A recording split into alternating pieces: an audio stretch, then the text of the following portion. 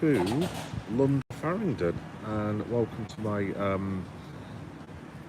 12-hour delayed AEW Forbidden Door reaction. Yes, so um, obviously I'm aware that I promised to do a live reaction outside the O2 Arena. Those of you that went may have seen why that was not possible, because the arena, which I will get onto in a minute, because I was not greatly impressed with it, to be honest. It was a complete shambles getting out of the arena, and there was no room to breathe. And yeah, by the time I ended up getting back to my hotel, because there were tubes delayed and this, that, and the other, then I had to wait for takeaways and blah blah blah blah. Long story short, I couldn't actually even think about doing it until about 2:30 this morning, which would have been far too late. So basically, I'm doing it now. So I'm actually in London right now, sat outside Farringdon Market. Those of you that know London. Yeah, so I've got another full day up in London. So I'm going to be, after I've done this, basically, I'm going to be going to hopefully the Tottenham Hotspur Stadium. So keep an eye out for the channel. Yeah, keep an eye out on the channel, and hopefully I'll be able to get there.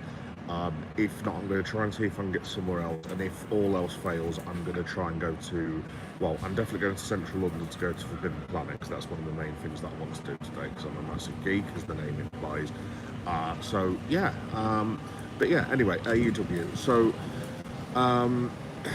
it was a bit of a day yesterday, to be honest. So for a start off, and you can see all this in my hilarious travel vlog, which I'm going to upload later on the week. I'll tell you guys all about that soon. Long story short, the day started off with my alarm clock not going off again on time, and instead of having 3 hours to, you know, have a cup of tea, come round, grab a shower, grab some breakfast, make all my lunch stuff, I was furnished with 57 minutes before the National Express coach. Just about made the coach after all that on time, and then had my 4.5 hour journey to London. Got to the hotel, and then basically found out that the Premier Inn, which is over yonder, yes, that Premier Inn that I'm going to name and shame, all their machines were out. So, you know, when you've got hotels and you've got self-service check-in and all that business, basically there was no self-service check-in, and because of that, at 3 o'clock, there was a line. Basically, there's a reason I'm telling you all this, by the way. There was a line that was literally about 1,000,000 miles long, which basically meant that I checked in late, which basically meant that I was able to get out late. Then I had to try and find the arena, and long story short, I'm usually one of those that's there about an hour before the pre-show. I managed to get there 20 minutes before said pre-show because of, again, the incompetence of that hotel over there. So yeah, there's no reaction from any of the pre-shows, to be honest. I only caught the last couple of minutes of the Ops match where Samoa Joe got the pin, I think. I literally walked in as they were chanting Joe, Joe, Joe.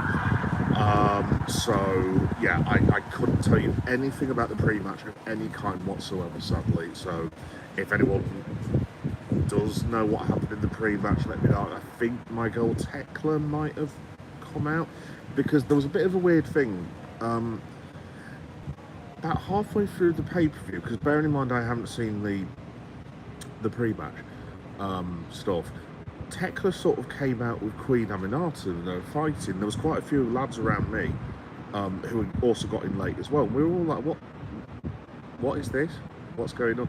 But I think they might have had a match before or something like that. I don't know. If anyone knows, just let me know or drop a thing in the comments. But yeah, 2 of the matches. First one I saw was, I can't even remember what the first one. Oh yeah, Christian and Adam Copeland versus Killswitch. I'm so glad he's back, by the way. So glad he's back after what that poor bloke suffered. So fair play to him for looking absolutely fantastic in the ring. And Kip Sabian. Match was alright. It was just all about Christian and Adam Copeland basically the roof blew off the place when Copeland came through, and we were all singing on this day after it had finished, basically. So that was really cool. I think the the funniest bits with Christian, I actually really like what they're doing with Christian now. Basically, they had, you know, at the start of Christian's entrance where it usually said patriarch and leader and all this. Well, one of the banners actually said arsehole, which was absolutely, honestly, the whole arena was just like pissed themselves laughing. It was hilarious. And there was a bit during the match where I can't remember what the crowd thing was, but it was something along the lines of Christian, can you be my dad, or something like that. So yeah, that was really, really funny. Match ended with let me try and think. I think Edge hit the spear and then Christian got the pin, possibly. Like I said, it wasn't a very long, I think it was about maybe 10-15 minutes or something like that. I also got to see Mother Wayne, which as an older man I was very appreciative of. Yes, but we'll leave that where it lies. And yeah, so the first match was really cool. The second match, I'll be completely honest, I completely missed. Again, because of the incompetence of those people over there. Basically, I was trying to get a beer and try and get some food, because I hadn't actually eaten all day because of the bus delays and the nonsense that was going on at the start of the day, basically. So yeah, I went to go and get a beer, and I mean, I'm just going to go on to the O2 for a minute. So I don't know if anyone went there or if anyone regularly goes to the O2. And I'm going to say something very controversial here. That place sucks. It is, and this is as someone that used to go to the O2 as well. That is legitimately one of the most appalling arenas that I think I've ever watched a wrestling PLE or pay-per-view, whatever you want to call it. It was diabolical. So the merch, obviously, look, we all know. Oh, thank you, Nonny, for that.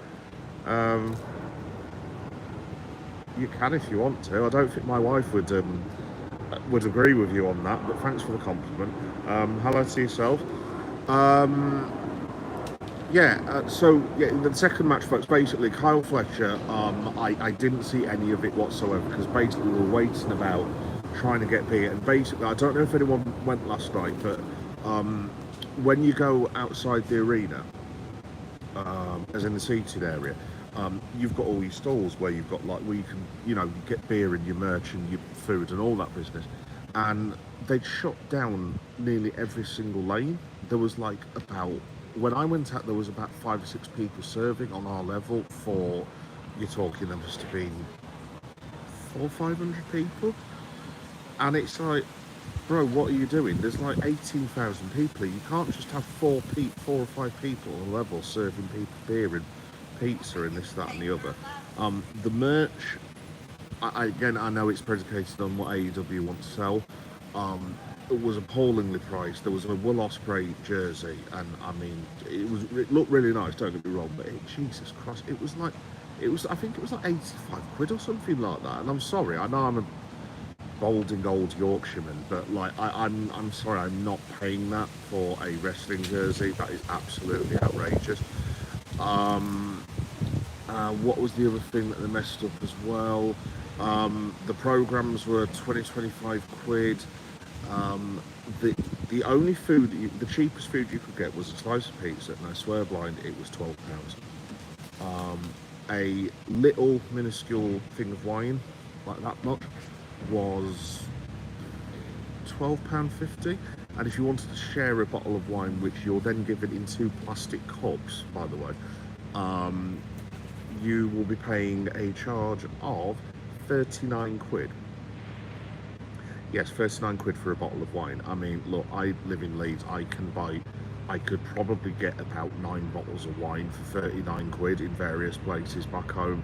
And I know it's London, and I get it, and I know they have to make money, and that's how the arenas make money, and that's how AEW makes money. But I'm sorry, I'm not paying that. So basically, long story short, I missed the Carl Fletcher match, but Fletcher went over against Takahashi, I think.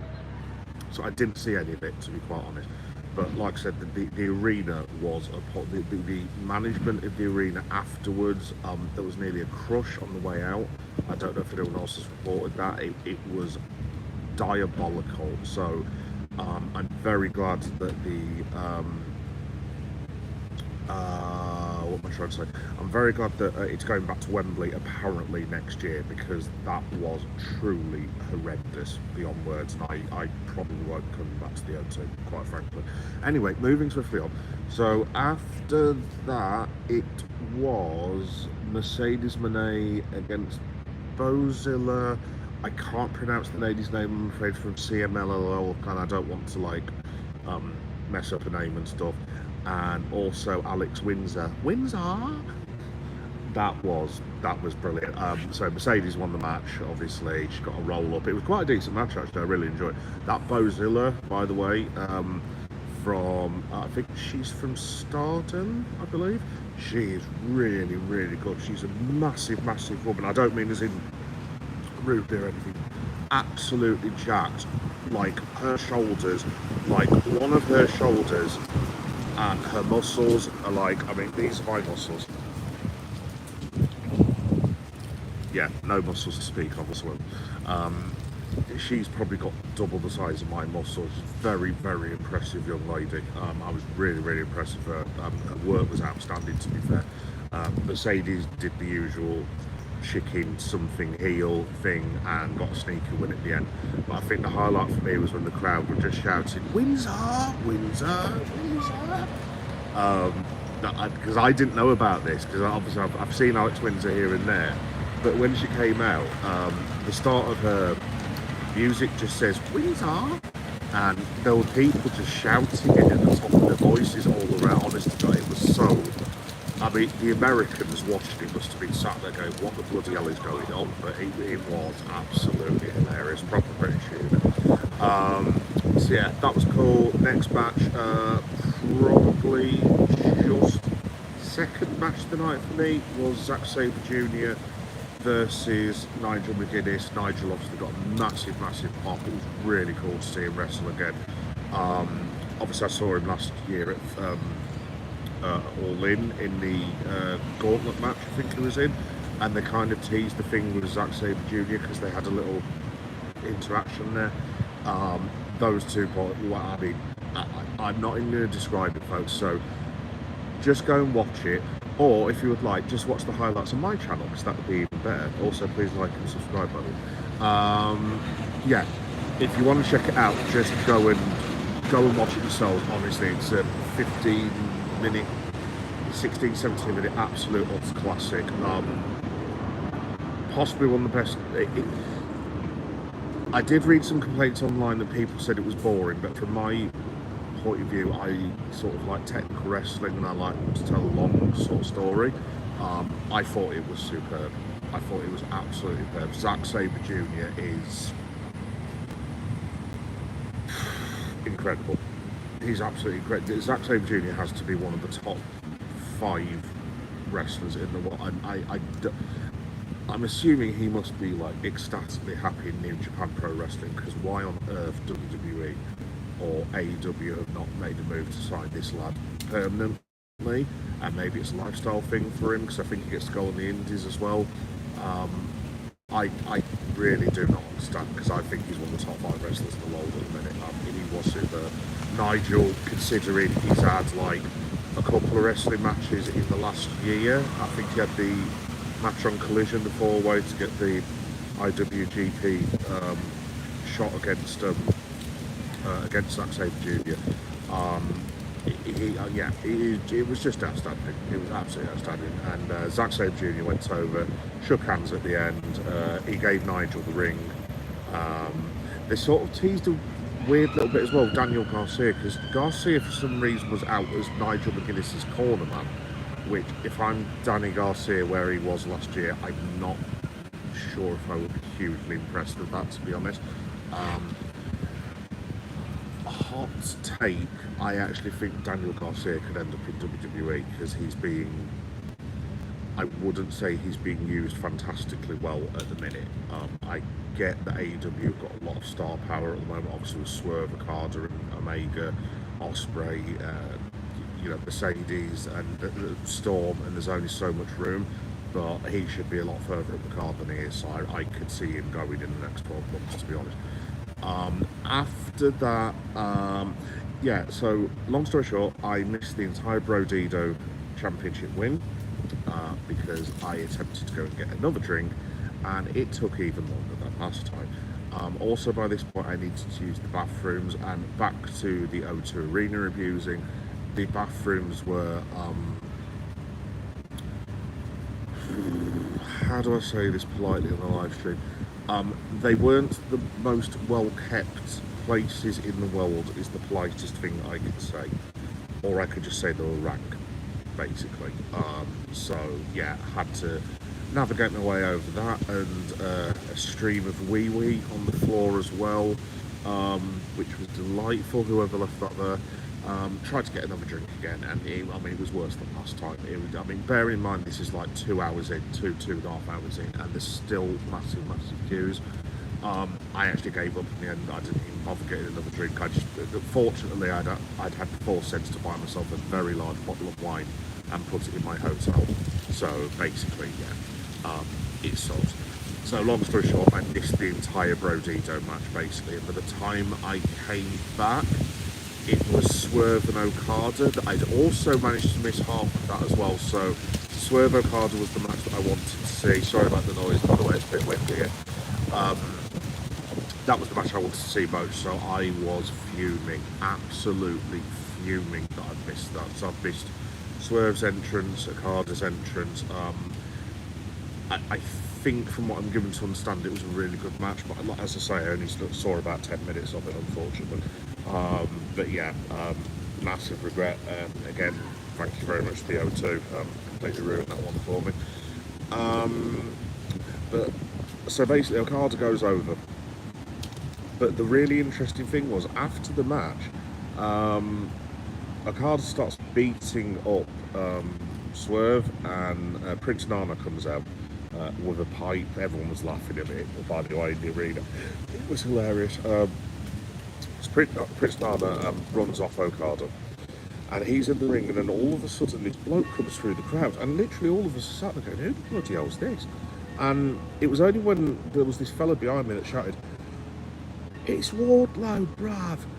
And I was like, oh, it's Wardlow. I haven't seen Wardlow for God knows how long. I legitimately thought he'd gone, to be honest. So, Wardlow came out, attacked Swerve, attacked Nana, and then Don Callis and Okada were basically still sat at ringside, and then all of a sudden the Don Callis family comes out, and then Wardlow hugs them all. So I'm guessing Wardlow is now the newest member of the Don Callis family, which now has about 10 members. So I don't know if that's what they're going to go with now in respect of the massive heel faction. Maybe they're going to do a reset, but you would imagine the Don Callis family are now going to be the biggest faction.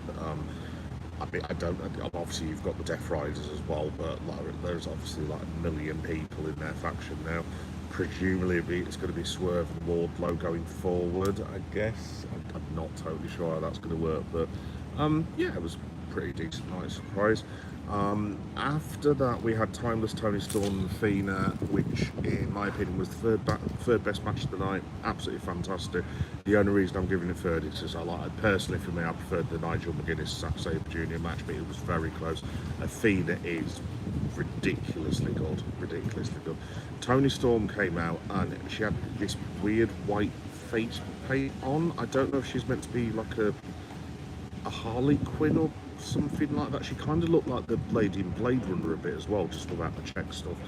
So I don't know what that was all about, but yeah, both ladies was a super over. It was a flawless 5-star match, absolutely fantastic. Loved every single minute of it, and obviously Tony Storm went over. Crowd gave huge ovation to Athena as well. Like I said, she was fantastic. I'm probably missing a match, I think. I think that might have been around the time when Tekla came out as well. Which I'm gutted I missed Tekla because I absolutely love. I'm sorry, she's one of my favourite wrestlers in the world. I think she's bloody brilliant. But she was attacking Queen Aminata, and then the Dark Triangle. Is that what their faction name is? If anyone knows, just let me know in the comments. They came out, were beating on Aminata, and then Jamie Hayter came out, because obviously Jamie Hayter's from the UK. She got a massive pop. Everyone loves the theme music. It's like sort of like ravey 90s house music, like boom boom boom. So yeah, that was pretty cool. And then the last two matches were, oh yes, so match of the night for me without a shadow of a doubt was MJF versus Hangman Adam Page. Now bearing in mind at this point, I've already been sat there for 3 hours. There were some people in that arena who'd been sat there for 5 hours, and you could just tell the crowd was dipping a bit, and they were getting really, really tired. And there were people looking at the clock. Also, as well, side quest, it advertised 5 till 9, I think, on the tickets. And because AEW, you always get value for money. I mean, like I said, for 60 quid, I've had literally like 10 wrestling matches, and I've seen at least 8 or 7 of them. You can't argue with it, basically. I mean, for the value in entertainment, I mean, they are leagues ahead of WWE, in my opinion. Why was I telling you that for? I've completely lost my train of thought. Oh, right, so yeah, so MJF versus Hangman. Yeah, that was it. So obviously the crowd were starting to flag a little bit because they've been there for a while, and people were like, what is going on? It's like 9:10 already. It was meant to have finished by now. And then they just put on a classic. That's the best compliment I can give those two lads. They put on absolute classic. Basically, like I said, I couldn't really describe it accurately to you how good that match was, but it's possibly already one of my favourite matches of all time. And I've been watching pro wrestling for I don't know, 35 years. It was absolutely insanely brilliant. Like I said, I'm not even going to try and describe it, folks. Just literally go and watch the highlights if you've not already done so. Or you can watch them on my channel as well. Again, please like and subscribe. No, honestly, go and watch the unedited highlights. I think they're already on YouTube now. I had a quick look this morning. It was sensational. It's probably my top 50 at bare minimum all-time wrestling matches now already. That's how high I rate it.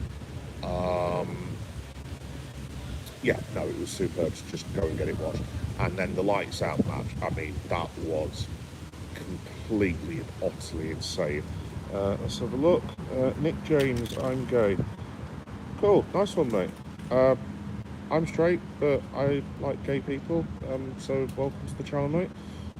Coolio. Hey, as long as you like pro wrestling, brother, I couldn't care less, man.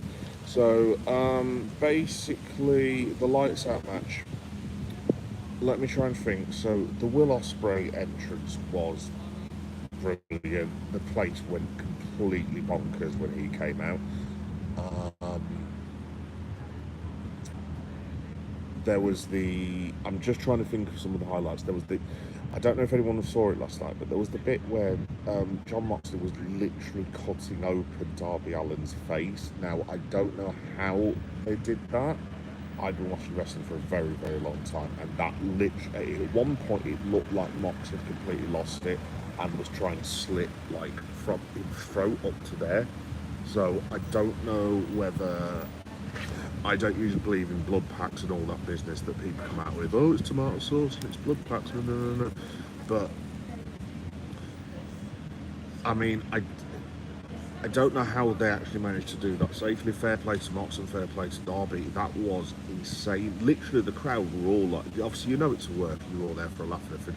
People around me were like, oh my God, what is going on here? it was completely the same. Mostly the same bits came from Derby as per usual. Him and Gabe Kidd went through three lots of tables. Um, by the way, I don't know who the person to my right hand side was, but there was this gentleman who kept shouting, "Gabe Kidd is fat," and I'm like, bro, like, I'm not being funny. I mean, this fella is literally like half my size, and he's sat there giving it the big one. Like, mate, Gabe Kidd would, like, I'm not going to say, but you would be one of London's finest hospitals. I mean, what on earth the man was talking? Yeah, Gabe, he's not totally like, he's not a six pack or anything like that, but like, it's not like he's like my weight. Like, that's fat, you know. So yeah, that was a bit weird. But yeah, so Gabe Kidd and Derby went through a table. There was a bit where Will Ospreay hit two lots of hidden blades. He went over the ropes, did this like shooting star press from inside, stood up. Honestly, it was bedlam, that match, absolutely bedlam, and I'm here for it, and I thought it was great. So I'm gonna give that match probably third, maybe second. I mean, to be honest, like I said, I love the Tony Storm match. I love the MJF match. I love the Zack Sabre Jr. match. I love this match. I mean, they were the best four matches, basically, without question. So, yeah, that's pretty much my roundup, folks. To be honest, like I said, it was. I really enjoyed myself. It was really good. It was great to see AEW again. Oh, just quickly as well. They announced while we were at the arena, have a look at the dates because I'm not sure if I've got them right just yet, but AEW is coming back at Christmas to the UK. So there's a show in Cardiff, I want to say on December the 13th. And then rather annoyingly, and I'm absolutely livid about this, there's a show in Manchester, which is great because Manchester like is about 50 minutes away from Leeds, and I think to myself, oh yay, brilliant, nice one, cool, I can go and see AEW just before Christmas. And then I looked at the date and it's the 17th of December, and I was like, what's the 17th of December? And I was like, oh my god, it's my mum's birthday. So so I was just like, honestly, you could not write that if you tried. So unfortunately for anyone else, no, I will not be going to AEW Manchester, sadly. I don't think my mother would be hugely impressed if I was not to turn up for her birthday. I might subtly ask if we could do it the next day, maybe, but yeah, no, I'm not going to do that to my mum. So yeah, unfortunately, I can't go. But yeah, they're coming back to the UK on the 13th and the 17th. So it looks like they're going to start coming to England like super regularly now as well. I wouldn't be surprised if they start touring like WWE do. Maybe they'll come in like March or April as well. So yeah, any of you can get to it, I'd thoroughly recommend it. So it was a fantastic show. Really enjoyed it. Like I said, the only thing that ruined it for me was the diabolical administration of the O2 Arena, and I really do hope that it's going to be back at Wembley next year because the O2 Arena sucks. Basically, it was awful, truly horrendous, and if that's the last time I visit the O2 Arena, I will die a very happy man because it is an overrated bowl of rhymes with right. Anyway, yeah, so cool. Yeah, thanks everyone for watching, guys. I'm sorry, like I said, that this is late. I was hoping to do this.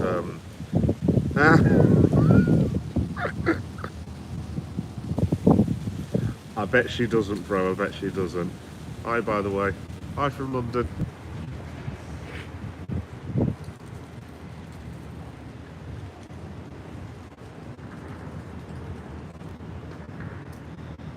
You never know what weirdo's going to turn up on these live streams when you're doing, really. But I might block that weirdo actually. Very daft surname. Anyway, cool. Yeah, that's it, folks. So, right, I'm going to head off now because I've got about 7 or 8 more hours in London. My next mission is I'm going to attempt to go and find the Tottenham Hotspur Stadium. unsupervised without my missus, so this could go very, very, very, very wrong. So yeah, I'm hoping to be there in about an hour and a half. So if you just come back on the channel, at that point, it's Geek Boy Meta 7381, I believe. I hope that's my. Just type in Geek Boy Meta and look for a black bloke with a giant head, basically. Yeah, so I'm going to try and go around the Tottenham Hotspur Stadium if I can do. If I can't, like I said, I'm going to try and get to Forbidden Door, Forbidden Planet even. So I'm going to have a walk around there and try and get some shots of all the toys and stuff. Just very, very quickly, I'm currently uploading the AEW match vlog, which hopefully has finished downloading now. I'm going to do a further vlog of the, not all of it, but most of the, what am I trying to say, the Lights Out match, because there was so much actually in that. I'm going to put it as a separate vlog. I'm going to upload a travel vlog as well, and there's loads of other shorts that I've not even uploaded yet. So we're going to do AEW bonus night this coming Friday about 8 o'clock at night. So yeah, just tune in for the channel. I've not done any work on any of this yet whatsoever, so just bear with me. To people who are wondering as well, there will be no Liverpool reaction tonight because I am going to miss the entire channel. The entire match, sadly, because I will be travelling back on a coach. So if anyone's going on a National Express coach about 8 o'clock at night and they hear some random fella going get the something in and running up and down the coach with his belly hanging out, swirling his t-shirt over his head, I do apologise. But yeah, yeah, cool. Yeah, same to you, lad. See you. Yeah, so cool, yeah, nice one. Right, I'm gonna head off, folks. Like I said, hopefully I'll be back with you in about an hour and a half or so. There's loads of content on the channel already. There's loads of shorts. So just hit the, as the kids would say, hit the like and subscribe button. And yeah, hopefully I will see you all in a bit. And if there's no football ground, I will probably do some stuff a bit later about Liverpool being beaten 6 or 7-0, which will be fun when I get back to Leeds. So yeah, cool. Anyway, hopefully that doesn't happen. Anyway, nice one, folks. Hi, Mum. Hi, bro. And I'll see you in a bit. Bye-bye.